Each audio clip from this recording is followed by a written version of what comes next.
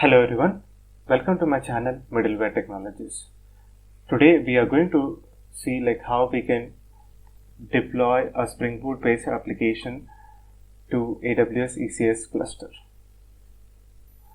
So here in this article we will try to see how we can build a sample Spring Boot application and push that image to a repository and try to deploy that Spring Boot based application to AWS ECS cluster. So let us see how we can achieve that in this video. So coming to the test environment, I'm currently having AWS access with specifically the ECS service access. So just ensure that you have the required level of access to launch the ECS service and try to manage the containerized applications or deploy the containerized applications onto the ECS service. So that is one thing that you need to ensure that you have with your AWS account. Now let us try to understand what is AWS ECS. So as ECS stands, ECS is Elastic Container Service. It is a fully managed containerized orchestration service that helps us to easily deploy, manage and scale the enterprise applications. So in ECS, we have task definitions which define how we want to run our containerized application and what level of resources that we want to allocate and what is the networking that we want to use. Those all things are defined in the task definition, and we have service, ECS service, which is basically a logical grouping of the instances of tasks. So basically with task definition, there are tasks or instances that are launched, and these instances are basically grouped as a service, because service is basically a logical grouping of instances. So we will see how we'll be creating the services and tasks in this video. So that is in short about what is AWS ECS. Now let us go to our procedure to implement this. So as a first step, we need to ensure that you have the AWS service access, you have the AWS account and you have AWS CLI installed on your workstation and configured to access the AWS resources. So you can follow this. So you can follow this setup to use Amazon ECS, wherein it will guide you to create your account and install AWS CLI and configure it. So once that is done, you can just ensure that your AWS CLI is working properly. So let me go to my shell, wherein I have my AWS CLI already installed, and you can just check the version. So this is the version that is currently installed on my workstation. So once that you have the AWS service access set and AWS CLI is installed and configured, you can go to the next step. That is, you need to have your Docker installed and running on your workstation, wherein you will be building the package for the Spring Boot application. So you can follow the documentation for the Docker, wherein you can install and configure the Docker. So now I have my Docker installed with the following version, and also it is currently running. You can just start it if it is not running. So here I have started my Docker service. You can just check the status. So this is running. So once we have our Docker service installed, the third step that we need to do is create a Docker image. So here, what we are going to do is we are going to take a sample application GitHub project, that is my LDAP demo project. So let me copy it, and let us clone that project. So once you have cloned that project, you can go to that folder wherein you have the Docker image.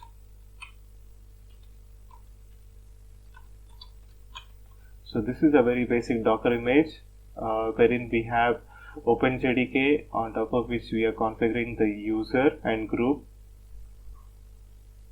and we have a jar file that we want to include or copy it into the following location, and then we are going to launch that application, that is jar file that we have copied. So this is very basic Docker file, and we also have the Docker build, which is basically used to build the Docker image, and we have similarly, like we have Docker stop and Docker start, which can be used to stop and start the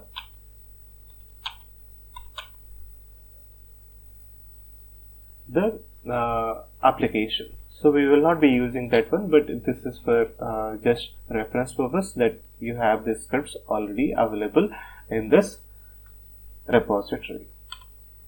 So now, like we have cloned the repository, and we have looked at the Docker file. So now it's time to build the jar package. So we will be trying to do a Gradle build.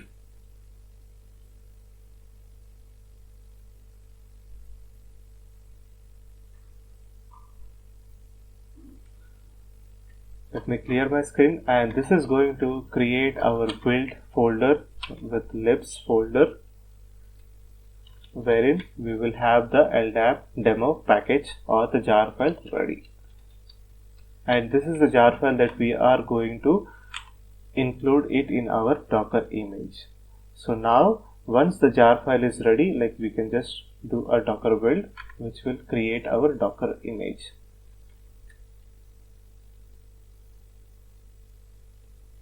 So our Docker image is ready. You can just do Docker image and filter the reference LDAP demo. So let me clear my screen and let me do Docker images. So you will see that the LDAP demo image is ready. So we have verified the image, and we can just do launch of our service and ensure that we are able to access it.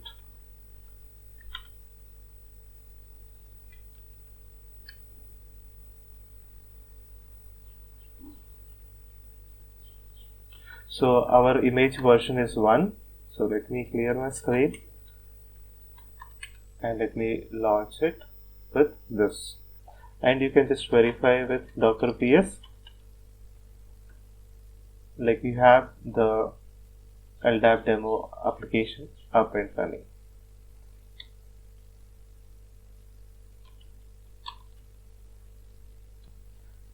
You can try to access the application, the LDAP demo application. Like here is the URL, like with the F2DN and the port 8080. Like once you try to access it, it will show you the login page, which is going to authenticate with the LDAP credentials. So this is the very basic application that we are going to deploy onto the ECS cluster.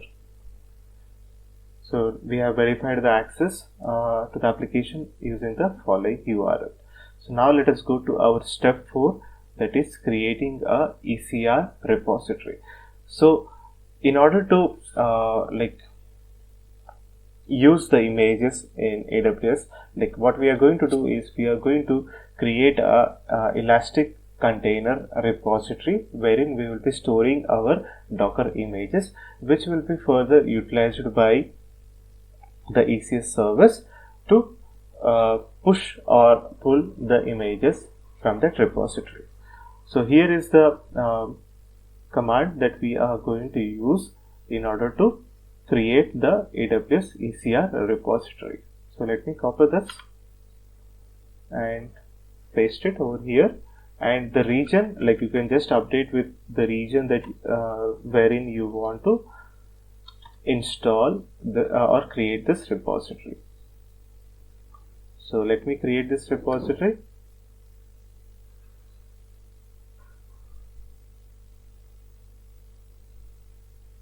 So my repository is created.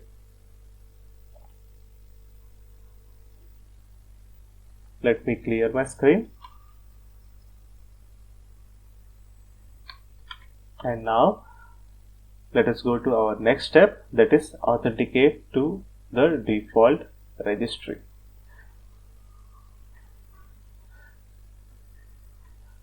So in this step, like what we need to do is we need to make our Docker CLI authenticate with the ECR registry. So for that, like what we need to have is we need to have the credentials for our ECR repository, and once we have these credentials, we are going to pass that into the Docker login using the standard input. So let us copy this one and let me paste this. So here, like you just need to update your AWS account ID and the region with your details. So once that is done, you can just run this as it is. So I'll just update my region. My account ID is already available as a variable, so we'll just run it.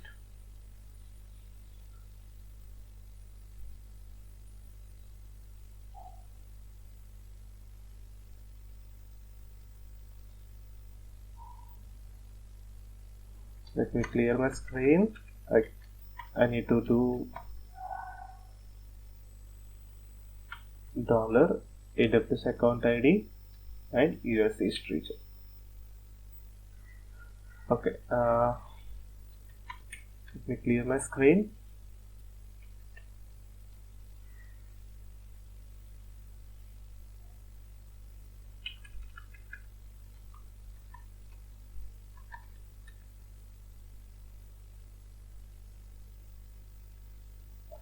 So now, like you can see, the login has been successful. So that means our Docker CLI is configured to speak to the ECR registry. Once the authentication has been completed with the default registry, the next step is to push the image that we have built locally using Docker to AWS ECR repository. So here, like what we are going to do is we are going to tag our repository first. So here, like this is the local version that we have built with the following tag. So we are going to create another tag with the following name, that is AWS account ID .dkr.ecr.region, that is US East 1, wherein I am going to deploy in my case, and here is the artifact with the tag with the version. So let us tag it, and now like we can push the following image to AWS ECR repository. So here we need to update with your AWS account ID and region US East 1, and the image is this thing. So let me copy this one and let me clear my screen and try to run the Docker push.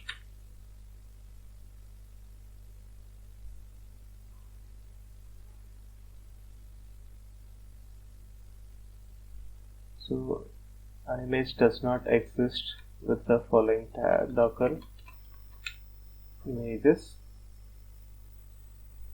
Okay, sorry.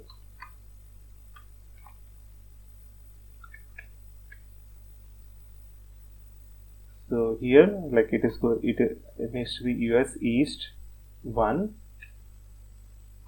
Okay, now we are able to push our Docker image to the ECR repository.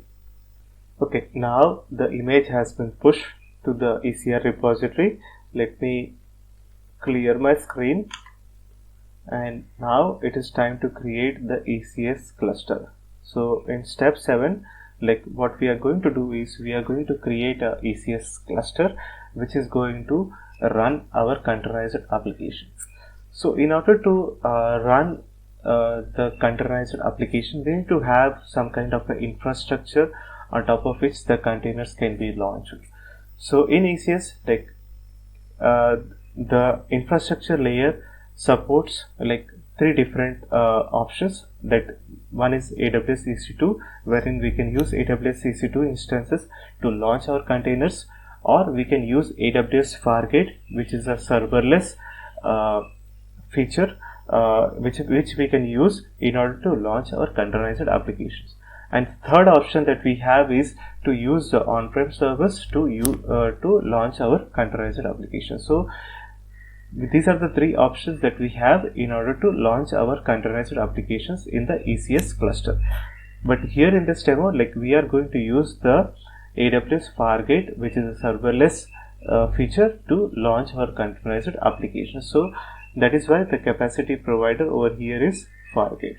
So let us now create our ECS cluster.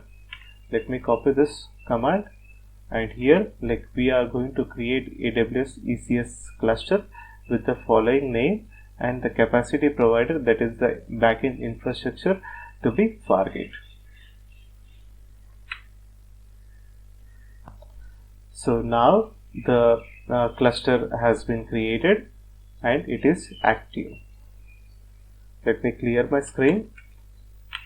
Now let us go to our next step, that is verify that the cluster is created as shown. So we can just run AWS ECS list cluster in order to get the list of clusters that are available in our account. So this is the cluster which is available in our account. Let me clear my screen. Now the important step is creating a task definition file. So let us go to our next step, that is step 8, creating a task definition file using a JSON document.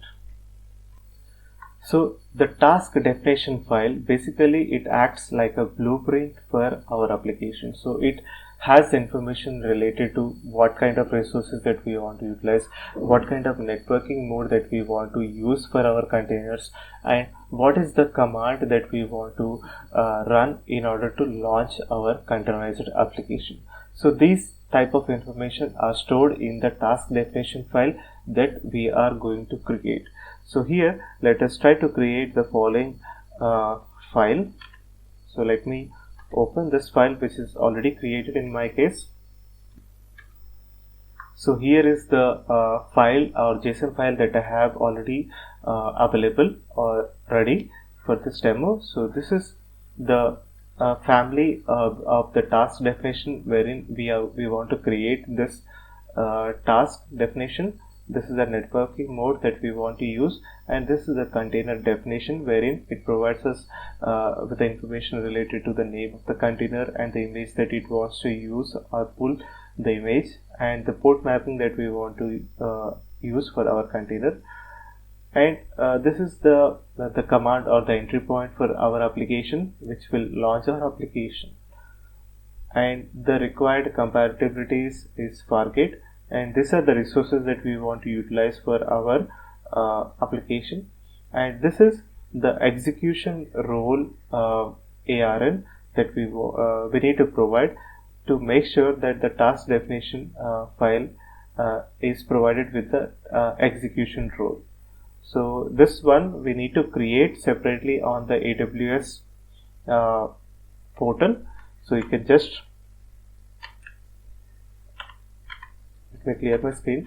So you can just go to the following Amazon ECS task execution IAM role. So you can go to this page wherein you will be able to create the task execution role as mentioned in the following steps. So once that is created, you will be getting a ARN value which you can utilize in that JSON file that we have created. So once we have the JSON file ready, the task definition file ready, it's time to create our or register our task definition file. So for that, we will copy this command and we will provide the path to the LDAP demo. So let me provide the path to the LDAP demo.json file using the following command, and let us provide the path to the LDAP JSON file, LDAP demo.json file. So this is the location wherein I have my file available. So let us try to register the task. So the task is now registered. Let's go to our next step, that is creating the service. So now let us try to understand what is a service. A service is basically a logical grouping of tasks that perform a similar function. So with task definition, as I said, we are going to launch multiple instances of that task, that is containers. So these are all functioning in a similar fashion, but a service is basically grouping those task instances into one particular set. So a service ensures that a specific number of tasks are running and provides a way to load balance the traffic across them. So this is the function of service. Also we need to ensure that to update the CLI command with the correct subnet and security group. So this is the command that we are going to run, but you need to ensure that you have a security group created with 8080 port enabled to access the Spring Boot application. So once that is available, you can use that security group over here, and also the subnet in which you want to create this service. So let us try to copy this command. So now let us create our service. So here I'll need to update my security group with this security group that I want to use, or the one that I have created. So I have stored it in a variable, so I'm going to use that one. And subnet, I'm going to update it to the subnet, wherein my subnet value is stored. Platform version is going to be the latest for the Fargate, and the launch type is going to be Fargate, as this is the backend that we want to use. And desired count of the instances that we want to launch is going to be 2, and the task definition is going to be LDAP Fargate 7, because that is the version that has been created on my AWS instance or AWS account. And this is the service name that we want to give, LDAP demo, and this is the cluster name. So now let us try to create our service using the following command. So this has created our service.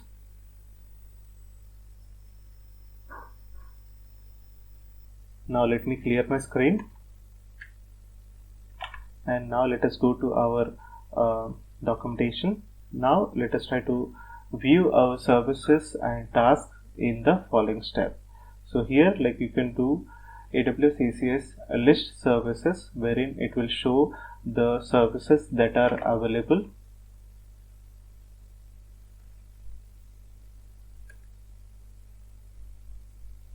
So this is the LDAP demo service that we have just created. Let me clear my screen, and now let us verify the tasks that have been created.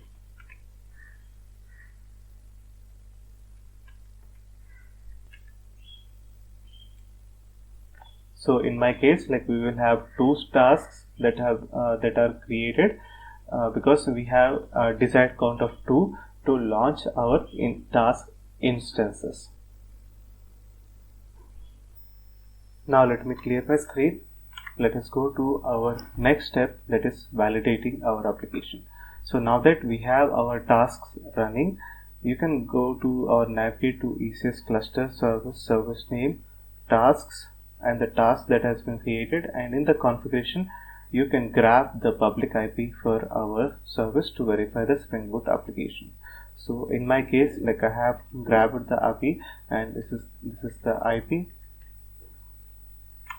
and this is the port on which we are exposing the service. So let us try to access it, and now you can see the service is accessible the ECS on the ECS cluster. So this is how, like, you will be able to deploy a Spring Boot based application onto the AWS ECS cluster, which is basically a fully managed service wherein it provides us with various advantages rather than utilizing plain Docker feature. So I hope you enjoyed watching this video, and just make sure that you are cleaning up all of your resources that were created to incur no charges. Otherwise, like, it will just go on adding the cost for your AWS account. So that is all I wanted to show you in this video. I hope you enjoyed watching this video. Thank you all. Thanks for watching this video, and you guys have a great day.